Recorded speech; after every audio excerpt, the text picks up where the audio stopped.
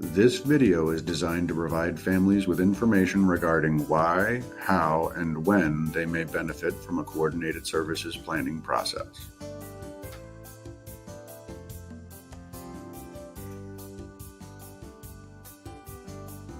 While we believe anyone can benefit from this overview, we will be addressing information from the family's perspective.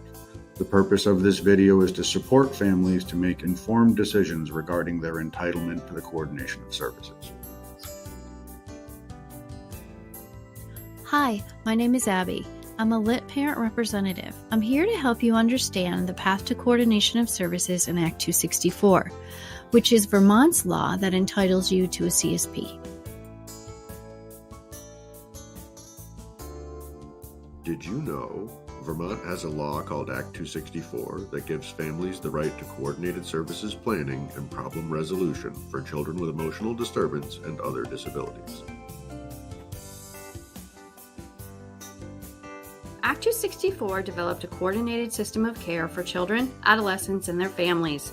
It created local interagency teams, a state interagency team, and the Act 264 Advisory Board. Vermont is the only state that offers an entitlement to the coordination of services by law. However, services themselves are dependent on eligibility. The CSP is a great place to start the conversation about eligibility. As a Vermont family, you have two entitlements at no cost to you. First, entitlement to coordination, and second, entitlement to a LIT parent rep, who is a person who can help you through this process.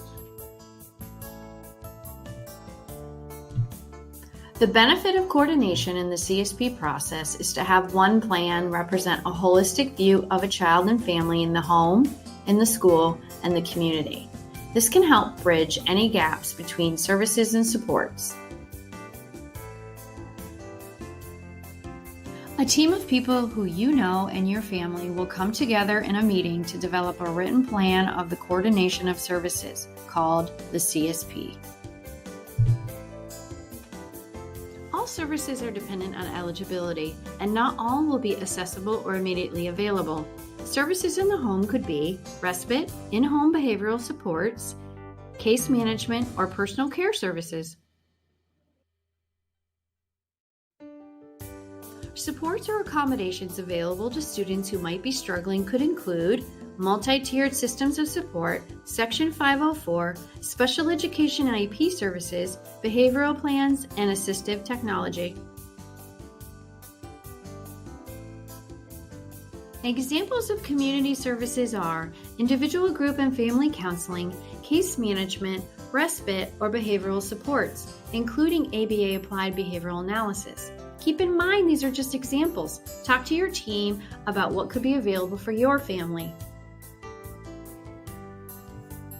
Your second entitlement is to someone who can support you through this process.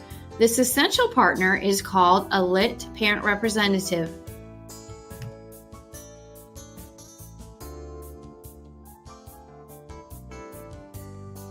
A parent rep is a parent who has lived experience in three areas: parenting a child with special needs, receiving services for that child, and understanding the Vermont system of care. A parent rep can help your family prepare for the meeting and attend the meeting with you. The CSP process is voluntary. A parent must consent to having one. Let's review some of the CSP itself. Let's review the essential details for a family to know. Pages 5 and 6 are required consents. Consent for eligibility. This is your permission to start the process and have the meeting. Consent for release of information. This is your permission for the team to share confidential details, which cannot be shared outside the meeting. The following few pages are simple demographic information about your child and family. It reviews the reason for the meeting, the participants at the meeting, and a list of family members and your natural supports. This information is helpful for a team to get to know your family. The most helpful part of the meeting is when you and the team explore the following questions. These questions are answered from your child's perspective. What are my hopes and goals? What are my strengths, interests, and resources? And what are my needs, challenges, concerns, and priorities? The meeting is not quite complete yet without the following discussions. Overview of the previous, current, and proposed supports and services. You and the team can develop or update a proactive crisis plan if needed. And lastly, there's an explanation of the appeals process.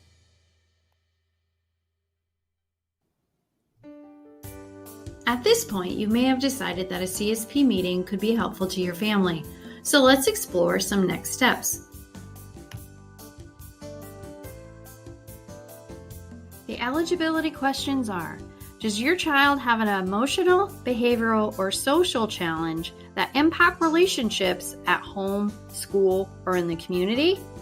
Or does your child have a disability that is eligible for special education services? To request a CSP, you can ask someone at your school or a community support provider, for example, your child's therapist. We recommend making the request for a CSP in writing. If you do not have a community support provider, the local mental health agency can assign someone to attend the meeting.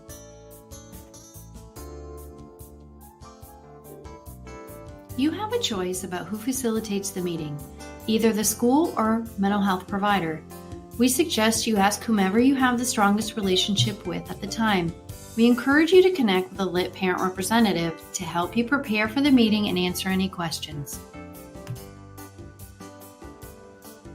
A CSP meeting cannot be held without a parent or guardian present. An administrative representative from mental health and education are required to attend. All providers that support your family may also attend. Parents have a choice whether or not DCF Family Services are invited. Their participation can be very helpful in certain situations with parent approval. If DCF Family Services has an open case or is the guardian, they must attend. Did you know parents can invite anyone to the CSP meeting who would be valuable to the process? It is best practice to ensure both parents and all caregivers attend the meeting. Outcomes are attainable when all the caregivers of the child are equally valued and included. A CSP is different from other meetings. It should be considered when there are complex issues that cannot be resolved by the existing team, or for additional supports to address unmet needs. Your child can participate in the CSP process when appropriate. They can also partially participate for a short time at the beginning or end of the meeting.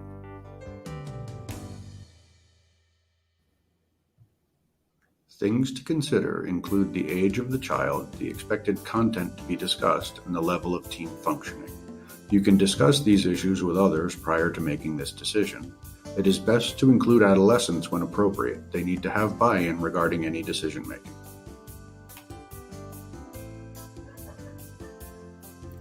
The benefit of having a CSP is that it brings more providers to the table to work creatively to support your child's success.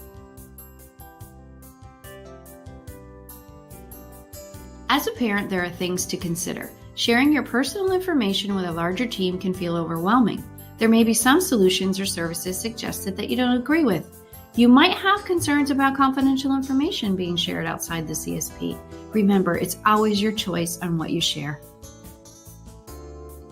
Did you know the CSP process recognizes that the parent and family know the child best? You and your child have the opportunity to speak first if you choose. When everyone comes to a meeting with an open mind and is prepared to collaborate, coordinate, and communicate, the process can lead to better outcomes. This supports coordination of services in the home, school, and community. During the CSP meeting, the team should agree to meet to follow up approximately 30 days later. This allows the team to check in on the progress of any recommendations made during the meeting. Did the process meet your expectations?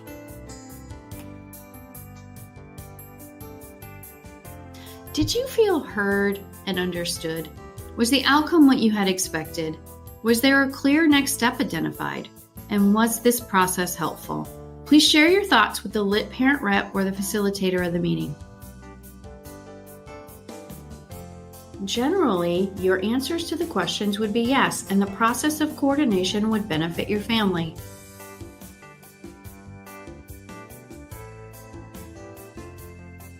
However, if you are not satisfied with the outcome or the process, there are some next steps for you and your family. Please talk to the LIT parent rep about next steps available to you. If additional services are being considered, a request and eligibility process may follow the CSP meeting. In most family situations, a CSP meeting is all you need. However, there may be a second or third meeting required for a request like residential services. Remember, there are opportunities for next steps if in fact the CSP process did not meet your expectations. In that case, the LIT parent representative, the LIT team, or the SIT team can be available for families.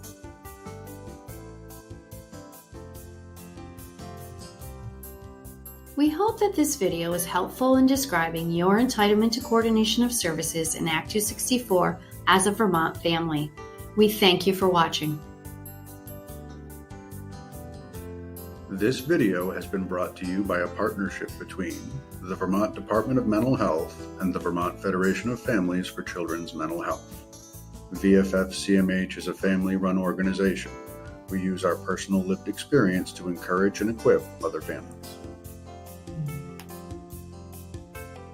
For more information, please visit www.act264vt.org or call VFFCMH at 1-800-639-6071.